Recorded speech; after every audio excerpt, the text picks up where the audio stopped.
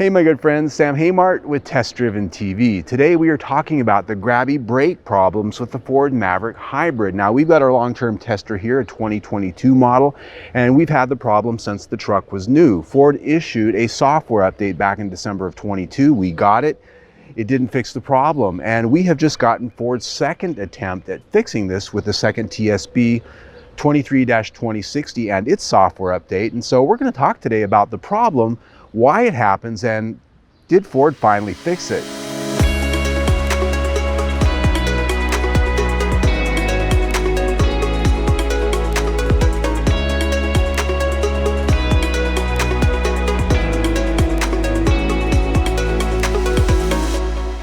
So let's start with what is the problem. The Ford Maverick Hybrid has a different type of braking system than the regular Mavericks. It has a form of a drive-by-wire braking system instead of a standard master cylinder and master cylinder power booster. It has an electronic brake control unit, which is an electric pump that gives you a simulated brake feel.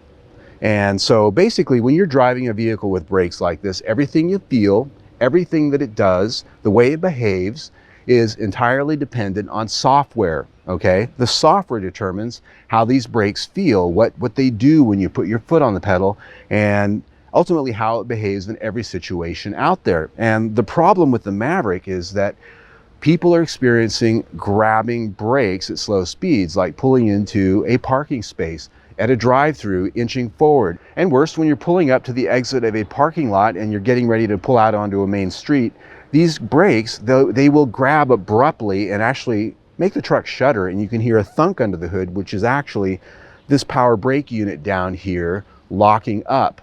So the way the system works is that this is a hybrid, so it has regenerative braking, and it also has the hydraulic brakes, which are controlled with this unit. And so when you lay into the brakes with a light pedal, it most often uses the regenerative braking up to a point, and then it phases in the hydraulic braking behind that. What's happening here with these clunks and these thunks and these grabbing experiences is that the handoff from the regenerative brakes to the hydraulic brakes isn't handled very well by the software.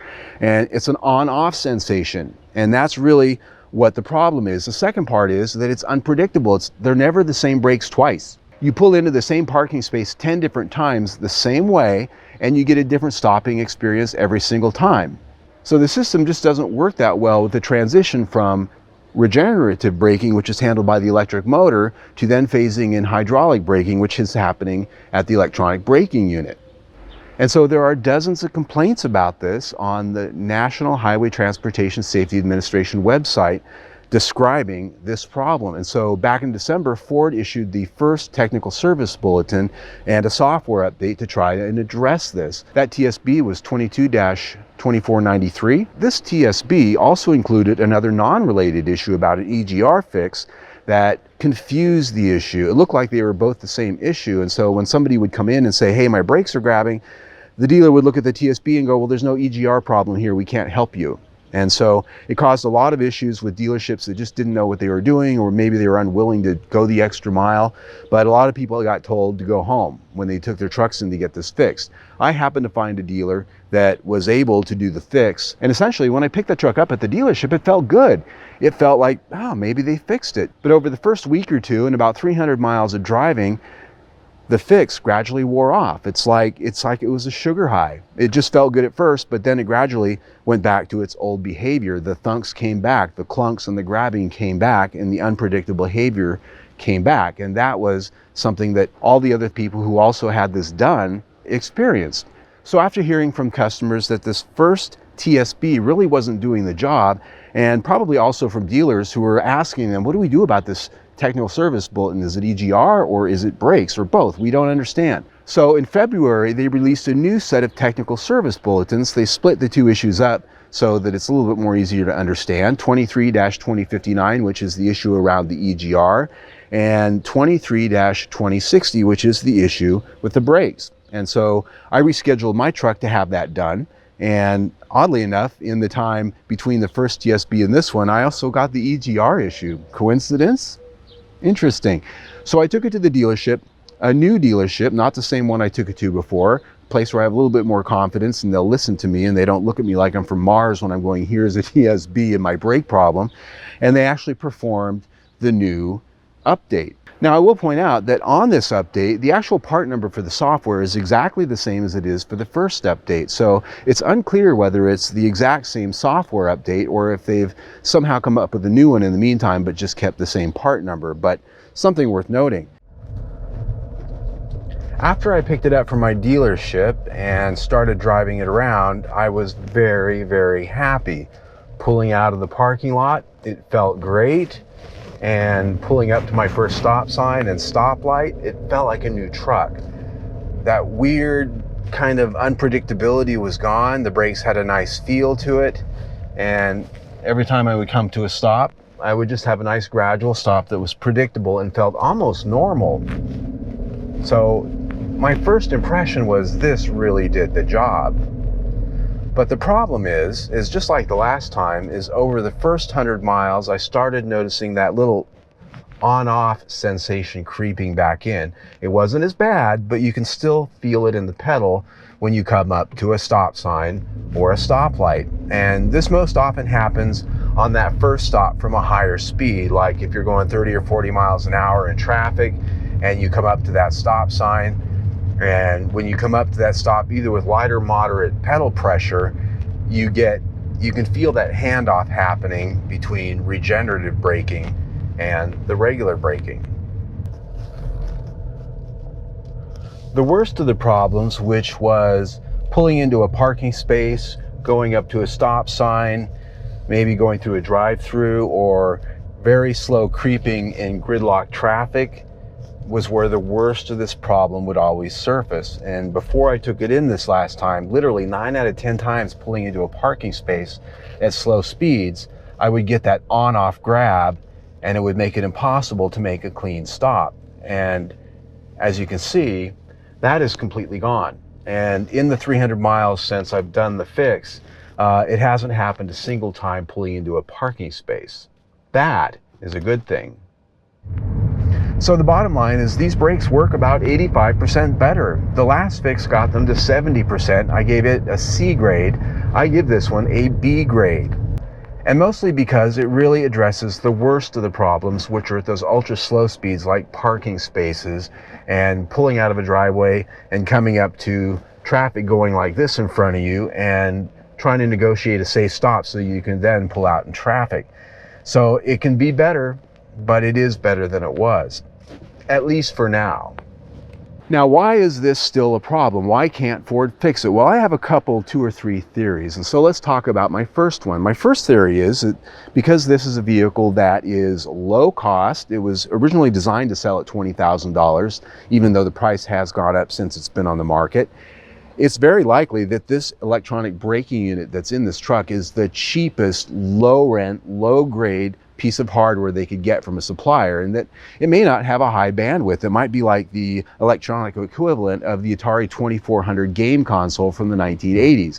It has low bandwidth, low bit rates, and it just doesn't have that big of a scale between on and off. All the graduations might be quite a bit less than they would be on a more expensive system. And I say this because I've driven other Ford hybrids and electric vehicles with a similar type of brake system in them. They don't behave like this. And so what I'm starting to wonder here is that because this system is so basic and so non-bandwidth, that software just isn't going to be enough. You know, there might not be enough software changes to fix the problem at hand. It might just be that it's a cheap basic system that just doesn't work that good. My second theory is that the fix that it takes in the way of software to make this thing work right affects fuel economy and emissions. Because when I pick this up, it works great. It feels different. The engine and the actual transmission and the way it works is a little bit different than normal. The engine's running a little bit more, and it just feels like the powertrain's doing different things than it did when I dropped it off. And so I'm starting to wonder here if it's possible that when they do the software that makes the brakes work right, it affects fuel economy and it affects emissions. It's worth pointing out that the 2023 model year Maverick has a lower rating on the EPA fuel economy, and 2023 customers haven't been complaining about this issue. So it leads one to wonder if, for them to fix these brakes permanently, would affect the EPA rated fuel economy and emissions ratings on the vehicle, and thus would cause Ford to have to recertify the vehicle for 2022 and tell customers, sorry, your fuel economy is going to be less. Just a theory on my part, but it's got me wondering if that's not the case. That might explain why this software only lasts for a short period of time. Maybe they're just hoping people will bring it in, get the fix, they'll forget about it, they'll go, oh, it's fixed now, and stop complaining. Maybe it's just a band-aid for us trying to get people to just bust off of this and quit talking about it. Well, I'm not gonna, okay, because this problem keeps coming back. The software fix is not permanent. So that is my second theory. The third theory, one of the reasons I've heard is because this is a learning system that watches your driving behavior and adjusts over time. Whatever the case, it's going away. All right, my friends, there you go for our experience with our long-term test Ford Maverick Hybrid and the Grabby brake problems. As I said, it just still isn't fixed. And my deepening sense is getting to be that really the only way this is gonna get fixed is if Ford really takes this seriously with a comprehensive update of either hardware and software, or if the government forces them to do that. And so if you own one of these and you're having these same problems, perhaps you can't get this fixed either. What you need to do is keep going to the National Highway Transportation Safety Administration website and filing complaints about it. Tell them that Ford can't fix it.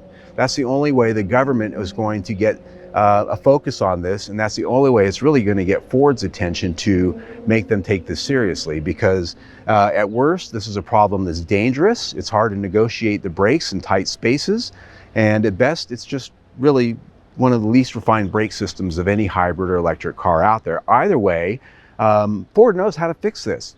They do, because they build other vehicles with the same type of brake system that don't do this. They know what the answer is. They just haven't been willing to actually pull the trigger and do it. That's just my opinion. But I have a really good sense that's the case of it. There's people at Ford probably watching this right now that go, yeah, we know what to do to fix it, but it costs too much, or we just don't want to have to go through all that. What brain damage. So, all right, I talked enough. Now, if you like what we do here, we have a lot of Maverick coverage right there on our playlist. Over 60 videos, test drives, technical, how-tos, adding things to your vehicle, accessories. You can also subscribe to our YouTube channel right down there and stay notified of everything we do. Either way, stay tuned.